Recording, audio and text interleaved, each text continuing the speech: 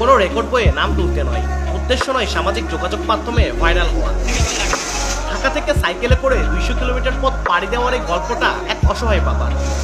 ছেলেকে মানুষের মতো মানুষ করতে রিক্সা চালক মোহাম্মদ রাজুর এত পরিশ্রম। ছেলের একটি সাইকেলের ভীষণ দরকার, রক্ত ঘাম করা পয়সায় সেই সাইকেলটিও কিনেছিল বাবা। তবে ঢাকা থেকে পরিবহন করে গাইবান্ধা নেওয়ার খরচটা জোগাড় করতে পারেন, তাই নিজের পরিশ্রমী পায়ে খুঁজে নিয়েছেন শেষ ভরসা।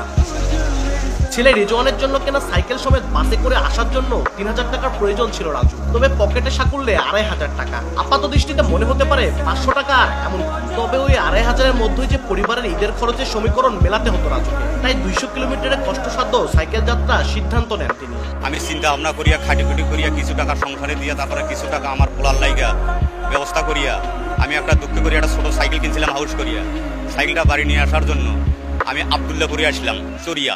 আবদুল্লাপুরে আসি আমার কাছে সাইকেলটার দাম টিকিট চাইলে 2000 টাকা, আমার কাছে আছে 2200 টাকা।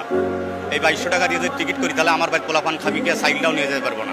মহাসড়কে মধ্যরাতে একজন সাইকেল আরোহীকে দেখে তল্লাশির জন্য থামানো হয় চেকপোস্টে। সেখানে রাজুর গল্প জেনে সহায়তার হাত বাড়ায় সেনাবাহিনী। একটি ট্রাকে সাইকেল সহ রাজুর যাওয়ার ব্যবস্থা করে দেন দায়িত্বরত সেনা সদস্যরা। সঙ্গে পথে খাবারের জন্য দেন কিছু শুকনো খাদ্যদ্রব্য।